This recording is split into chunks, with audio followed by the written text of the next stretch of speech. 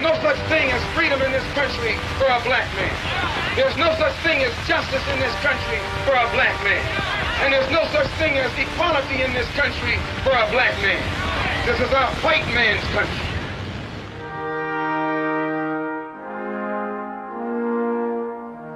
Rap music makes up for its lack of melody with its sense of reminder.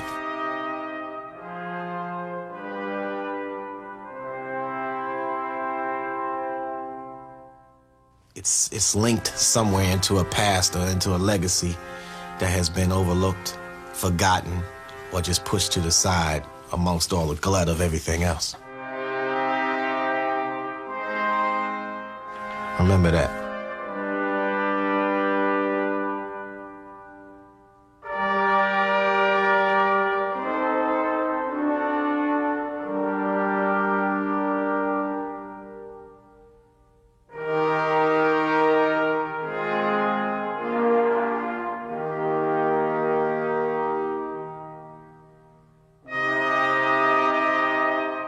Rap is the essence of who we are.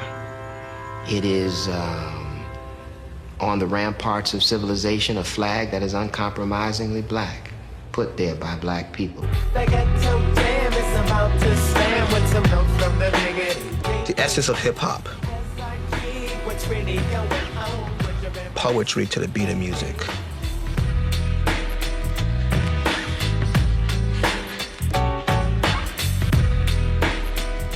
We have no constrictions. We could sing off key. We could sample Tchaikovsky. We can talk about shoelaces if we want to. We can talk about a bullet too. Rap comes in many different type of categories. When Moses talked to God, God was rapping to Moses about what he should do. Rap is skills. I don't care what nobody say. Everybody want to flex their skills. Everybody want to say that rhyme to have all the other rappers say, damn, I would have never thought of that. Here's a little story that must be told. About two cool brothers that were put on hold. Tried to hold us back.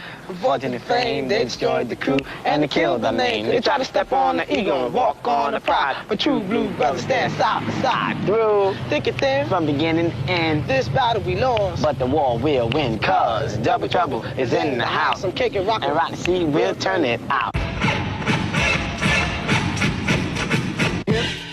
The hip hopper, you don't stop. But rock it out, baby, rubber to the boogity bang bang, the boogie to the boogity beat. Now what you hear is not a test, I'm rapping to the beat. And me, the groove, and my friends are gonna try to move your feet. Rap is the music of the past and present. It tells new stories over old beats.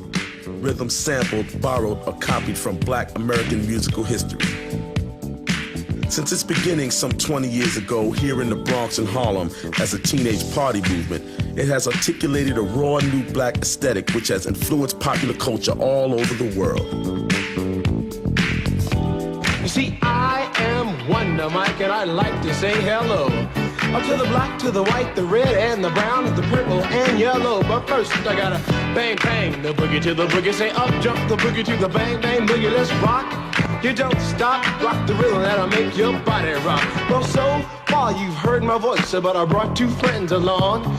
And next on the mic is my man Hank. Come on, Hank, sing that song. Check it out. Depending on who you talk to, it goes all the way back to Africa, or you can find antecedents in Southern culture. I mean, there's all kinds of variations on the idea of someone talking over a beat. Come on, Jim!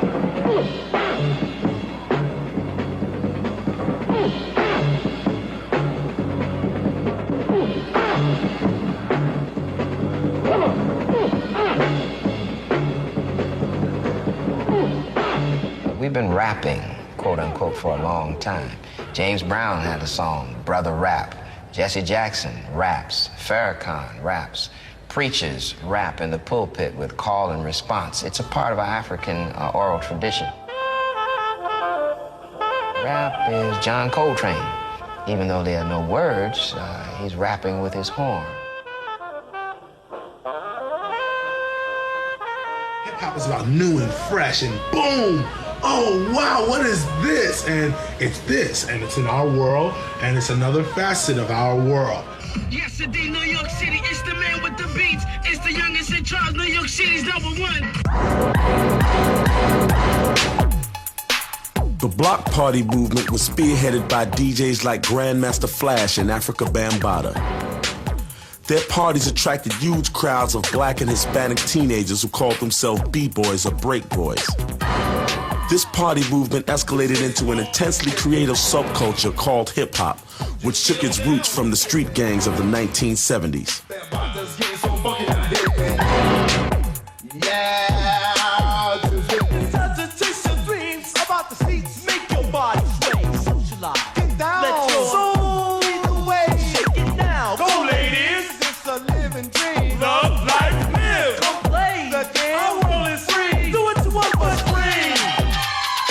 Hip-hop it's the culture of whatever black people create. It's our creativity. This is the term that happened to be for our creativity from 1976 up to now.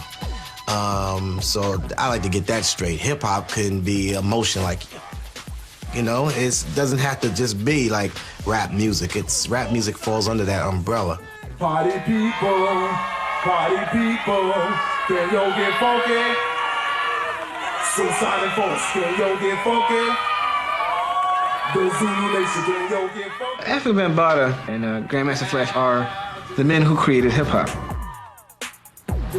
In the gangs, you had a lot of negative things that was going on. You had black on black crime, black on Latino crime, Latino on Latino crime, black on white crime, white on black crime.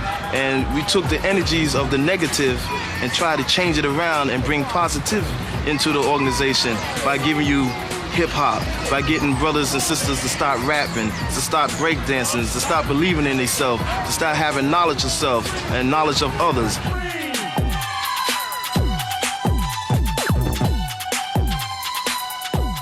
Soul Sonic Force signifies a part of your soul that's searching, that's want to reach to different peaks, and you use sonic sounds to get you there.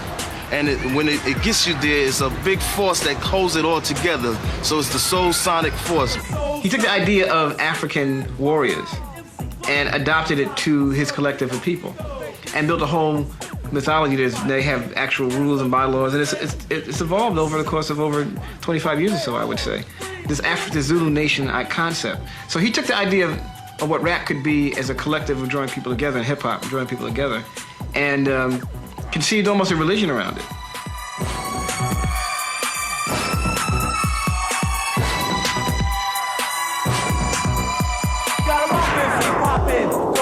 Breakdance was important because it was another expression of showing your energy to the music that was making you feel good, that gave you life, that gave you a spiritual funk, that makes you just get so into the music that you felt God was in you and you just had to let your God out of you.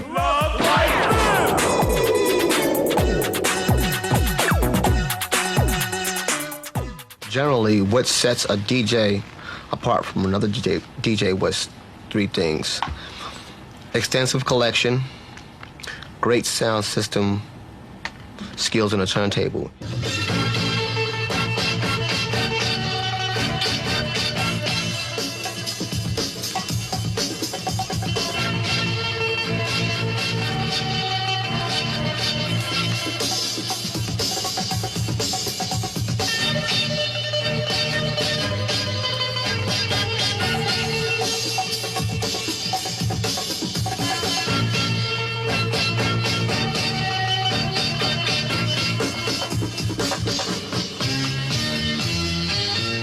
DJ is the root of hip-hop. The DJ is the guy who found the beats. The DJ is the guy who the parties were built around.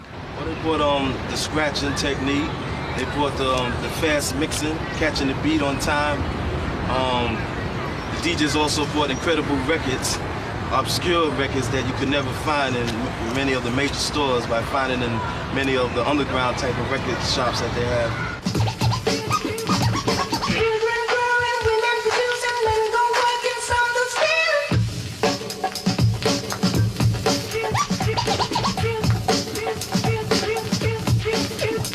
Flash is very innovative. The idea of scratching. He apparently is the one who, along with some other people, really invented it and popularized the idea of zigga, zigga, zigga, playing the records backwards and so on.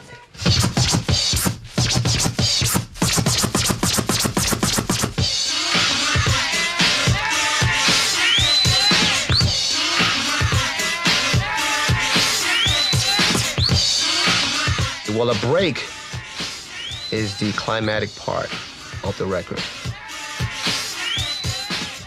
I made it a point to figure out how can I make this thing a smooth transition. Just keep this break that's maybe 30 seconds and make it go for like 5 minutes.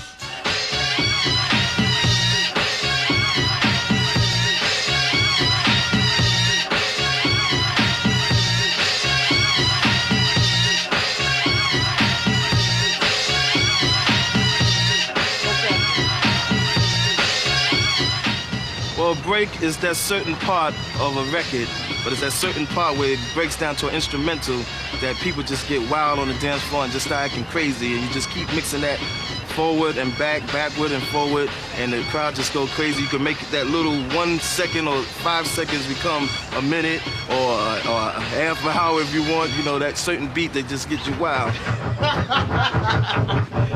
Yes, sir. There you have it.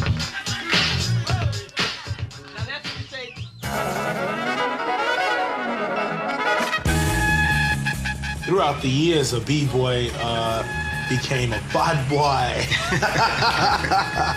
on another level because the term b-boy began to go to everybody in the hip-hop community that felt as though that in order to maintain strength in the community, we had to show ourselves as hardcore.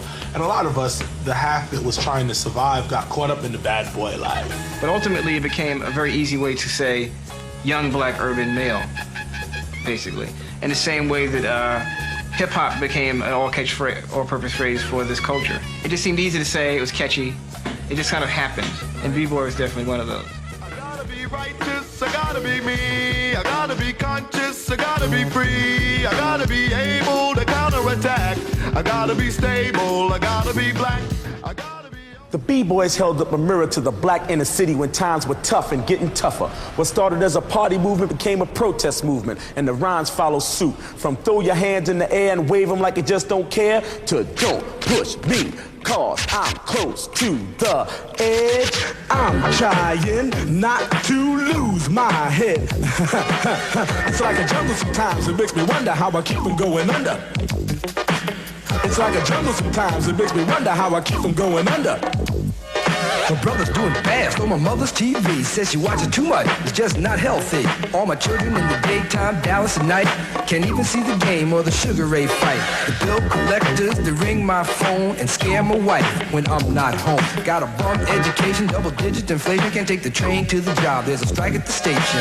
Me on King Kong, standing on my back, can't stop to turn around. Broke my sacroiliac, a mid-range migraine cancer. As far as the message is concerned, all records prior to that were frivolous, happy-go-lucky, party, let's get down. This particular record had to be created by somebody who lived and understood urban America. It really was the first time, in a very coherent, musically accessible way, that you had a rap record that dealt with the society around us in America. And certainly every record that came after that that dealt with anything social was influenced or was a response to the message. If you reflect on American culture and civilization today, you will note that no longer does the adage that ample education and hard work yield the benefits of the good life. In fact, Grandmaster Flash and the Furious Five would put it this way: I think it would be cheaper just to be a street sweeper. Don't push me, 'cause I'm close to the edge. I'm trying not to lose my head. Sometimes it makes me wonder how I keep from going under. Rats in the front room, roaches in the back, junkies in the alley with the baseball bat. I tried to get away, but I couldn't get far, 'cause a man with the tow truck repossessed my car. That record put us on a whole nother plane. We were the first rap group to be in a major magazine, Life, Time, We were on the cover of Rolling Stone. This put us in a venue that we couldn't believe. Scary, real scary. You know, 6 black guys from the ghetto. Now we're like worldwide heroes now. Kind of scary. It's called the Bronx. No more make-believe. We killed that era now. Now it's real. I'm rhyming about the Bronx. It's a place that you could point to on your map. The street I'm rhyming about, it really exists. There are real battles. We are for real. Now way back in the days when hip-hop began, with Coca, La Rock, Kool Herc, and then bam, Beat Boys ran to the latest jam. But when it got shot up, they went home and said, damn, it's got to be a better way to hear our music every day. People's getting blown away, but coming outside anyway. They tried again outside and see the park. Power from a streetlight made the place dark. But yo, they didn't care, they turned it out. I know a few understand what I'm talking about. Remember Bronx River, rolling thick with cool DJ Red Alert and Chuck Chill Out on the mix. When Africa Islam was rocking the jams, and on the other side of town was a kid named Flash. The Bronx was a very new time when I was in it. It was, crack was just being introduced, just. It was a big thing, and I wrote about it. It was a song called Listen to My 9mm Go Bang on Criminal Minds.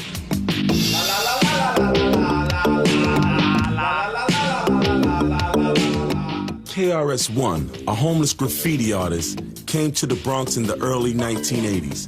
In 1987, with his partner Scott La Rock, he released Criminal Minded, a hip-hop record with a harder edge than anything that had gone before. Shortly afterwards, Scott La Rock was shot dead in the Bronx. Killer by the name of Peter, had to buck him down with my 9mm. He said I had his girl, I said, now what to you, stupid? But he tried to play me out, and KRS-One knew it. He reached for his pistol, but it was just a waste, cause my 9mm was up against his face. He pulled his pistol anyway, and I filled him full of lead. But just before he fell to the ground, this is what I said. Why da da dang, why da da da dang. Hey, listen to my 9mm go bang.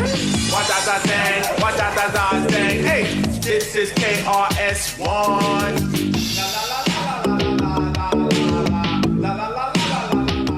And I think in the Bronx, when that kind of drug was introduced, it became a survival thing. You either, you're either smoking crack or you're not. And it was like, you know, everybody was on this survival thing, which created those kinds of songs, which created that kind of art. And, you know, that's really what it was with the Bronx. It was, the Bronx has a lot of energy, huge energy. And if you're on the streets of the Bronx, you have nothing but to get that energy.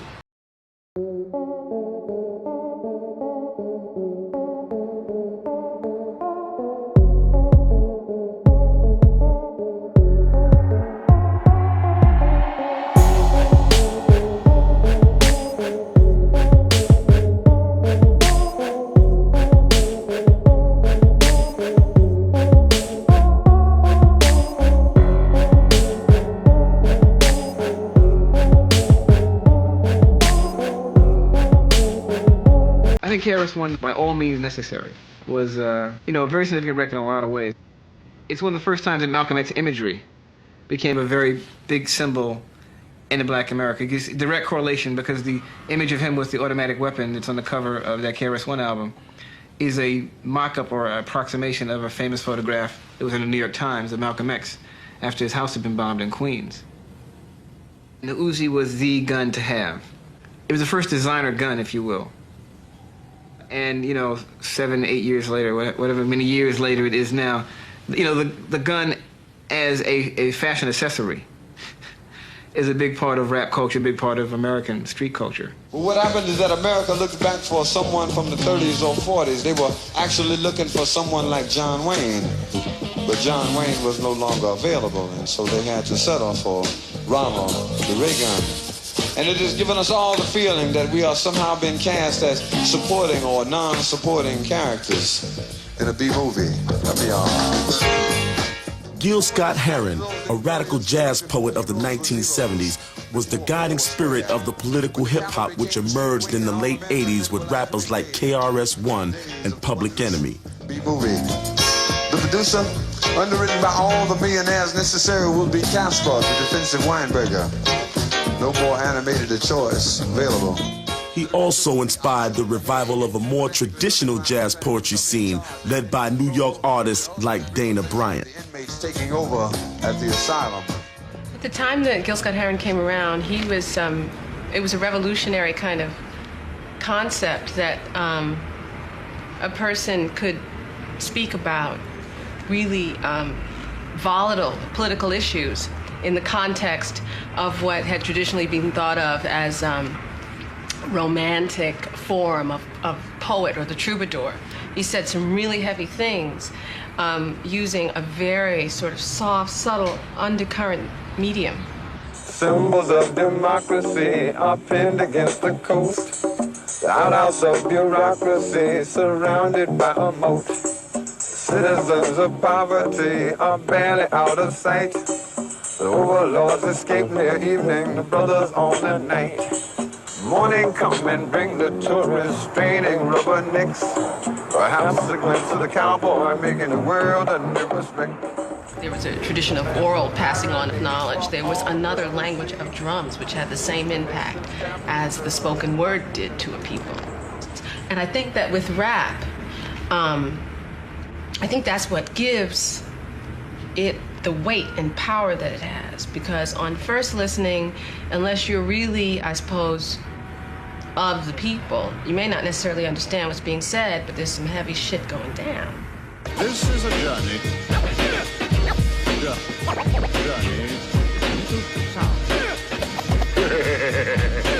Redeemer full of culture. Get it. I got so much trouble on my mind. Refuse to lose. Here's your ticket. Hear the drummer get wicked. The crew to you to push the back the black attack. So I sack and jab and slack the Mac. Now I'm ready to mic it. And what I was showing is that the gun symbolized our capture from Africa, with the European using it and taking us from our motherland and putting us wherever he wanted to put us. Well, welcome to the Terror Dome.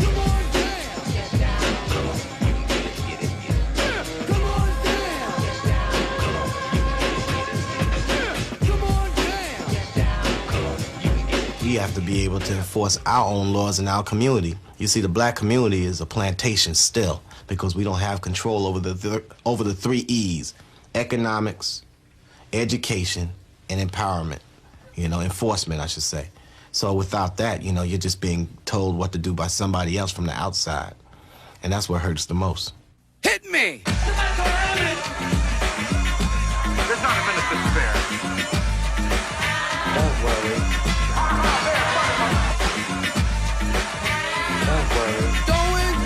Gone. Now I dialed 911 a long time ago. And don't you see how late they're reacting? They only come and they come when they wanna. So get the morgue truck and then bomb the corner. They don't care cause they stay paid anyway. They treat you like an ace, they can't beat the trade. I know you stumble with no use people. If your life is on the line, then you're dead today. Latecomers with the latecomers, stretching that's a body bag in disguise, y'all, I'll bet ya. I call them body snatchers cause they come to fetch you with an autopsy ambulance just to dissect ya. So get up and get down. 911 is joking your town. Get up and get down. Late 911, where's the late crown? Rap is a conquest of media. It's media hijacking.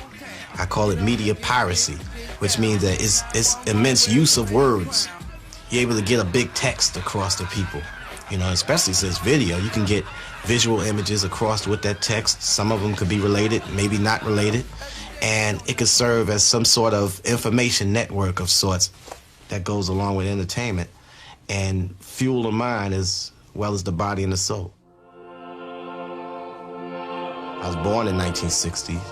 I remember things like, you know, Dr. King getting shot and being sent home from school early. Robert F. Kennedy, remembering Malcolm X getting shot, Medgar Evers, you know, so these things as a child, I remember. You have to pay the price for being too black and too strong, but you shouldn't have to waver. You should just be that particular way.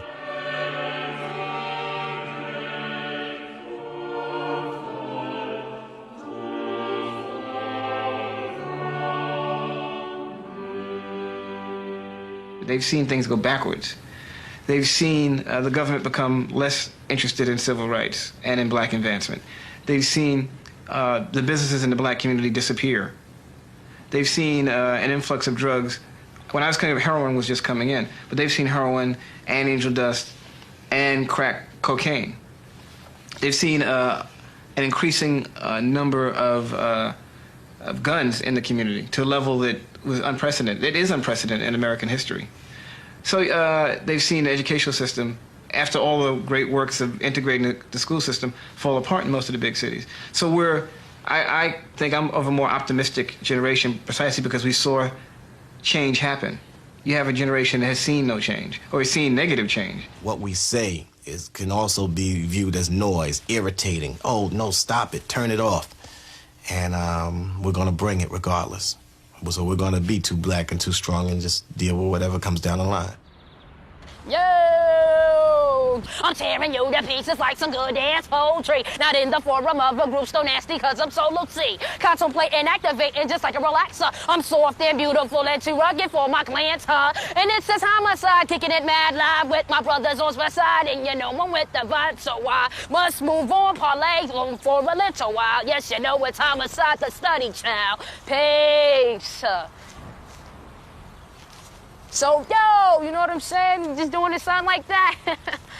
Yo, what I gotta do now?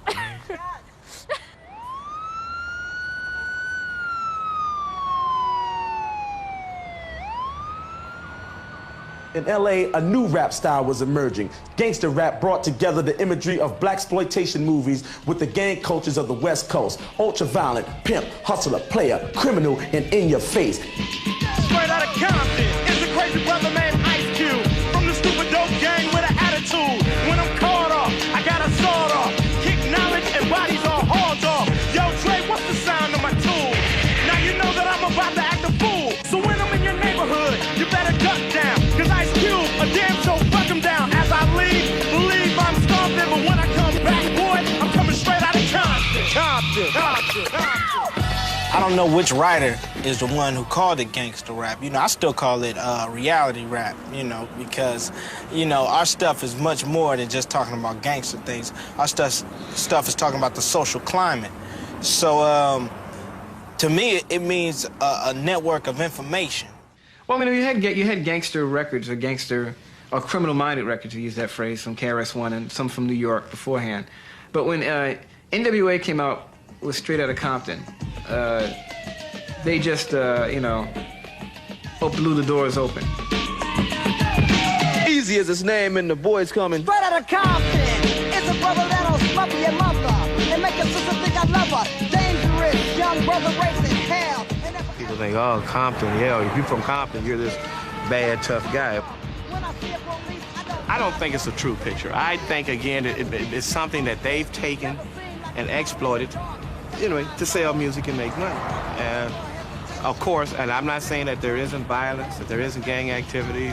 We do have that, but not at the levels that, of course, that the gangster rappers project this community to have. Again, some of these individuals may or may not even be gang members.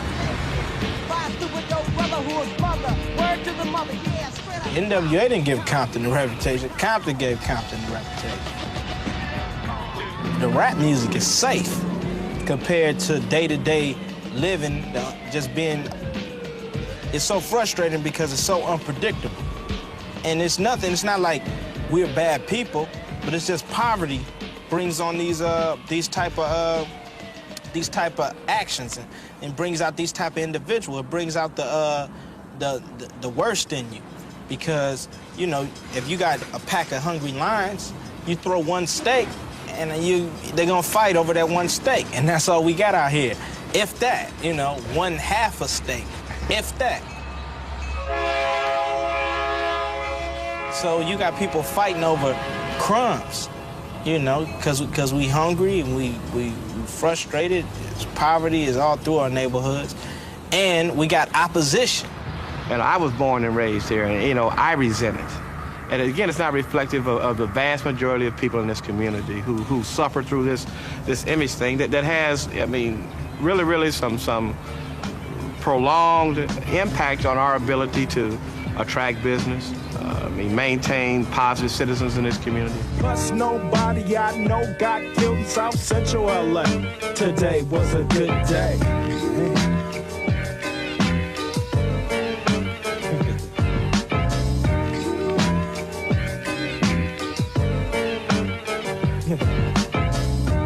Drunk as hell, but no throwing up. Halfway home, and my page is still blowing up. Today I didn't even have to use my AK. I gotta say it was a good day.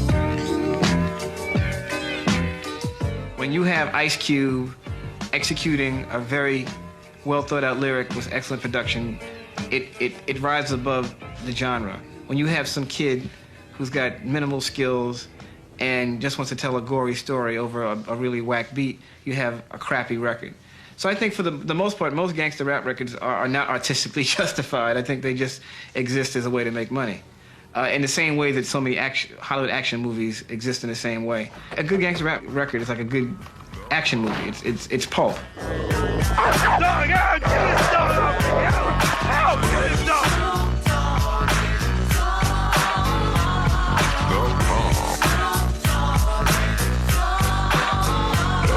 From the depths of the sea, back to the block, Snoop Doggy Dogg, Funky is the doc. Went solo on that ass, but it's still the same. Long Beach is the spot where I serve my cane. Follow me, but you bet not slip, cause 9 tris ain't the years there for me to cleanse out my grip. So I ain't holding nothing back, and once again I got 5 on the 20 sack. It's like that, and as a matter of fact, cause I never hesitate to put a fool on his back. Yeah, so keep out the manuscript. You see that it's a must we drop gangsta. Hold up, what's my name? We've been opposed to the negative lyrics in some rap music because those lyrics are demeaning to human beings generally, especially to women. They're homophobic, they're sexist, they're racist, and they engender violence. If not engender it, they at least exacerbate it. All of this really is non-redemptive. It's not helpful. It's no social commentary whatsoever.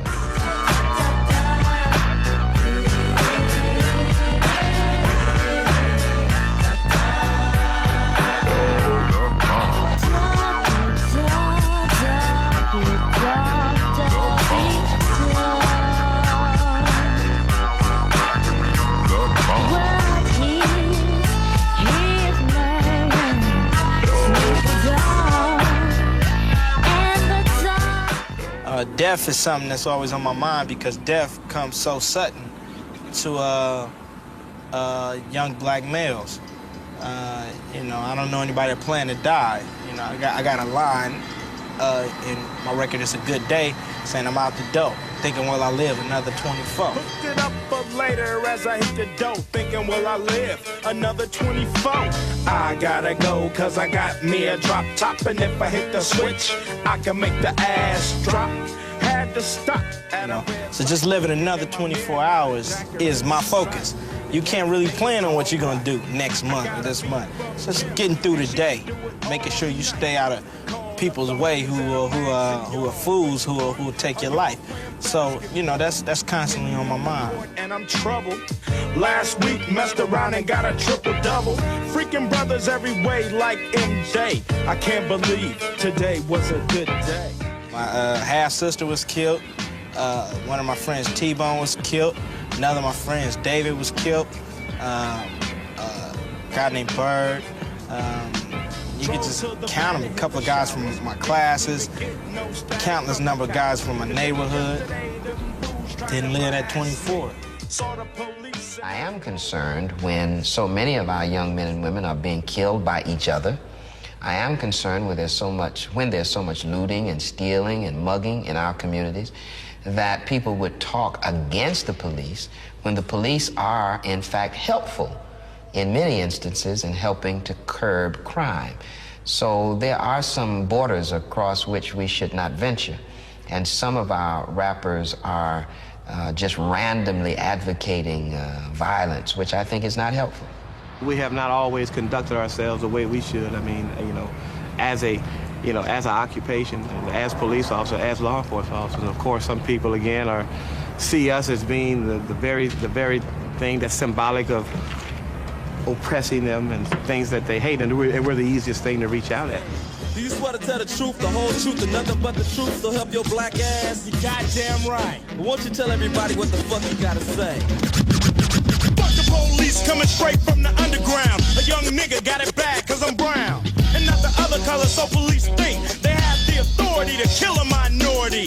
Fuck that shit cause I ain't the one for a punk motherfucker with a badge and a gun to be beaten on and thrown in jail. We can go toe to toe in the middle of a cell. Fucking with me cause I'm a teenager with a little bit of gold and a pager. Searching my car, looking for the product, thinking every nigga is selling narcotics. The beating of Rodney King by several Los Angeles police officers led to the LA insurrection of 1992, the worst riots America had seen in 25 years. Still getting swole off bread and water.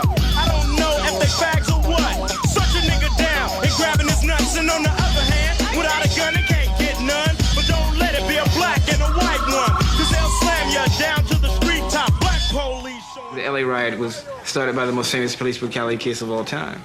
So I think that rappers articulated a lot of the concerns of the black community. And certainly in LA's particularly, the police's relationship to the black community had always been very adversary. There was very little outreach, very little sense of trying to patrol friendly in a friendly sense. There was always a sense that we are controlling an armed camp and we will use whatever force necessary. That was a philosophy, to keep these black people in check. It wasn't nothing but frustration and poverty just met at the same spot and blew up. What you expect? It meant that, you know, it meant to me that we wasn't dead. You know, because, I mean, America handles all her problems violently. All of them. She rarely talked it out. You know, she ready to shoot, send troops. You know, for the citizens of America to do the same thing, what'd you expect? We got hurt, definitely.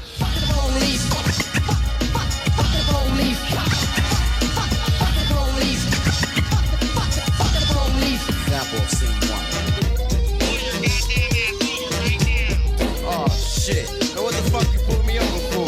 Cause I feel like it. Just sit down. Right after the April 92 riots, our two gangs, Crips and Bloods, got together and decided to cease their hostilities toward each other. In this community, it really had a positive impact because of our number of gang-related crimes, especially involving these two groups, of course, diminished fantastically. Last year, we had a 30% decrease in homicides, for instance. Listen to the radio, and you hear a lot of white people talk about how they victims now. They're being discriminated against, and you know, it's like it's kind of funny because the things that they've set out are coming back. Unlike a lot of people, I don't necessarily think that these gangster rap records are the reason that X, Y, and Z exist in the black community or violence exists in America. I think the antecedents of violence in America have more to do with the influx of drugs and guns than it has to do with any individual records. Hip-hop had come full circle and started in the gangs of New York and ended in the gangs of LA. But just at that moment, along came a new force in hip-hop from where you least expected. Arrested Development, led by Speech, emerged from a cloud of dirt on a Georgia dust track with some southern fried hip-hop and the funk of redemption.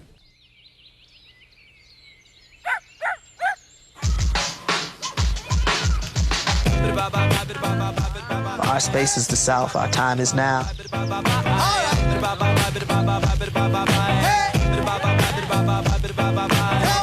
this is a headliner from Arrested Development, and right now you're in the midst of a celebration of life, death, and the struggles of our ancestors. Let me hear you say,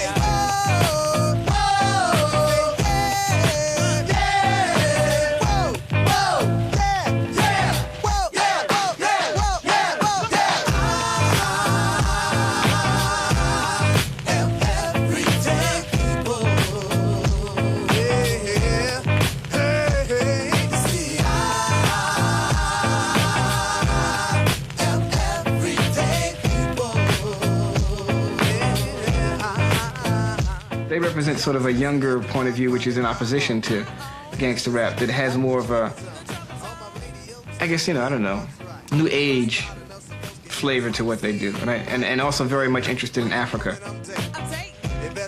Maybe she was demonstrating, but nevertheless I was pleased. For people to understand our purpose and our intent when we're doing our hip-hop, our form of hip-hop, you have to understand where we come from as a group. I mean, Arrested Development, we're coming from the South, first of all.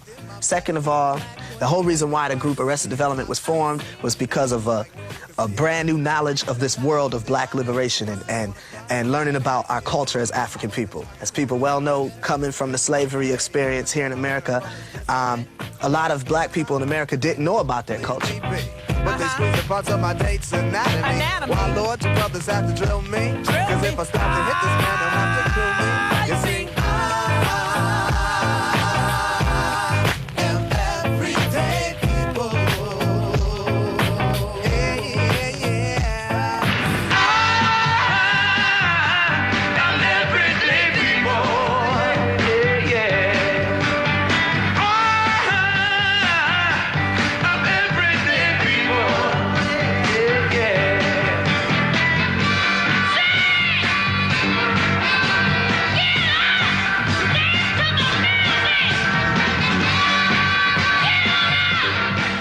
For me, for the song People Every Day, it wasn't a conscious decision to link with Sly. It was just more so, it was a jam, you know, and I always liked his stuff, and I always wanted to just use that on Everyday People. To me, that was like a saying that was so relative to what I am as a brother, you know. We came from a background and a learning that African women and black women were those of the backbones of our society. We came from that type of background. We came from the background of black women raising up our entire race. If it wasn't for those same black women that many call bitch and hoe, I dare say our race of people wouldn't be here right now. So we have to give the props where props is due, and that's where we come from. My grandma passed, my brother's gone. I never at once felt so alone. I know you're supposed to be my steering wheel, not just my spare tire. But Lord, I ask you to be my guiding force and truth. For some strange reason it had to be. He guided me to Tennessee. Take me to another place. Take me to another land. Make me forget all that hurts me. Let me understand your plan. Take me to another place. Take me to another land. Make me forget all that hurts me. Let me understand your plan. Lord, It was only 2 grandmothers ago, 2 of my grandmothers ago. My great-grandmother was a slave. So that's not something in some way back in the day history. It's something that's very relevant, especially when you get down here and you see it. You know, I imagine every single tree that I see out here, I imagine someone could be hanging from it. The picture is that vivid to me.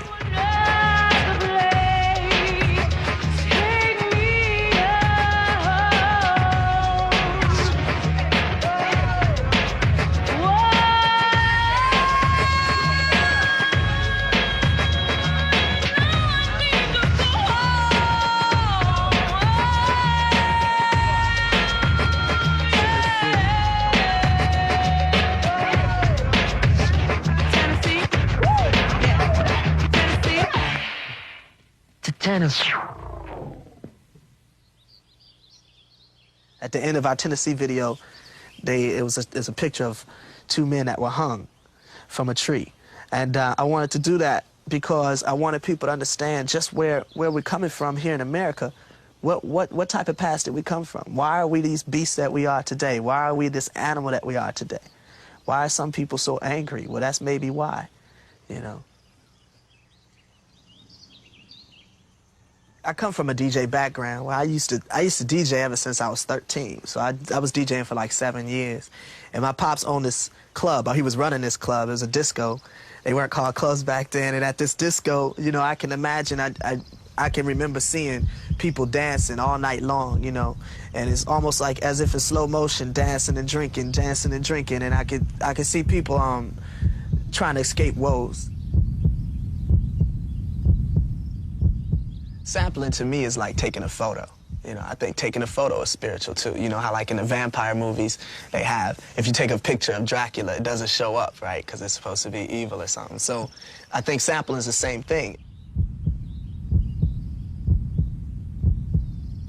When you scoop up a sample from somebody, you're scooping up whoever that artist was, you're scooping up his or hers feelings at that time, you're scooping up a section of their feelings. You're scooping up a section of their sadness, of their happiness, of their angriness, of all of that, you know?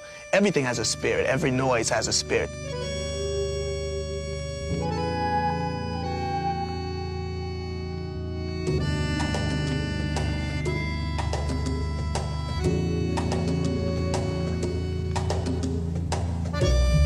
There are foolish things, and there are favorite things. Sometimes the foolish things are very favorite, and sometimes the favorite things are very foolish. So these are some foolish and favorite things.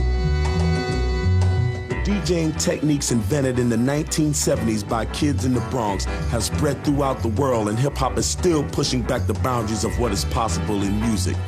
The United Future Organization are an avant-garde trio of DJs, one French, two Japanese, and they are experimenting with jazz hip-hop fusion.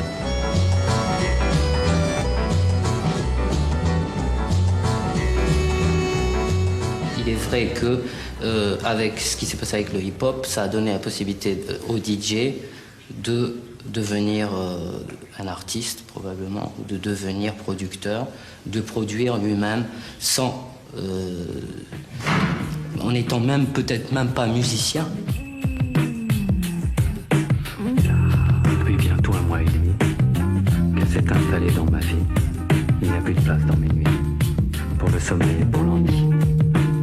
Elle s'endort sur mon épaule. J'ai dans les yeux ses boucles folles.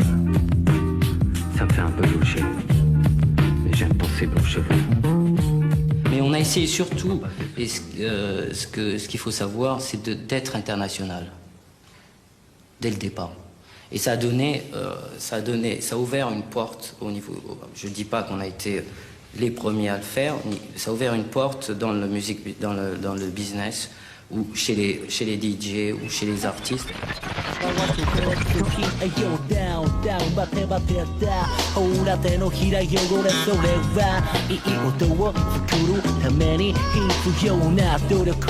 From its roots in the Bronx, hip-hop has become a global movement, and rappers are rocking the mic from Tokyo to London.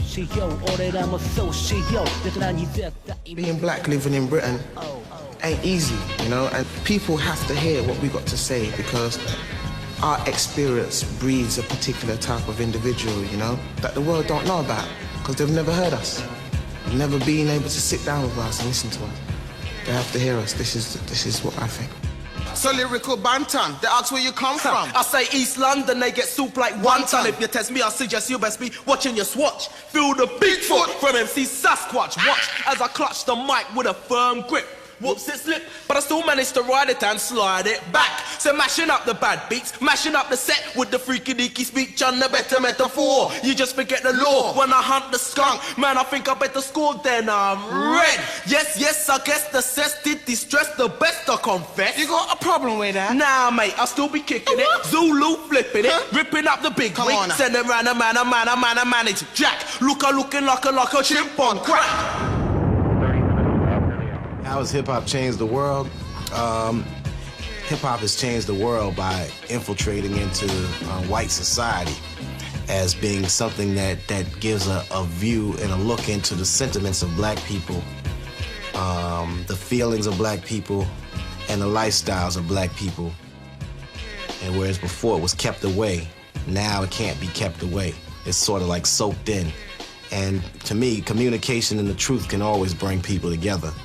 But, you know, people fear what they don't know anything about. And once they start to discover that, you know, we're people too, that's how it's changed the world. If she stink, and I'm reeling, got the feeling. Man, I'll clutch you with a jack, then the cricket back. So what you wanna, Mr. Mello? Why you talk like that? Me no know. Article chest expand with the foot spread, neck back is close to rotted, and they say that's the boom. That means this thing got that tall. What do you talk them things? I must be bloody mental. Give me them mic and I was smite barbarian, infidel, pagan, Amorite, and I watch you running like a monkey on speed. Black or white, we are gonna give you what you need. Gun, plow road, Banton, article, bona fide from long time gone. Off neck, we are gonna give you what you need. And hey, soft boy, we make you strong before we leave. And I tell you, told you. Hey, some boy, we are the top of any league like that. Because you know we are for legions. Yeah. Cause you know we have to leave. Later on, all South Bank show crew. Yeah, you alright, you alright. As we say in London, little more. See? Yeah. Peace. Nice.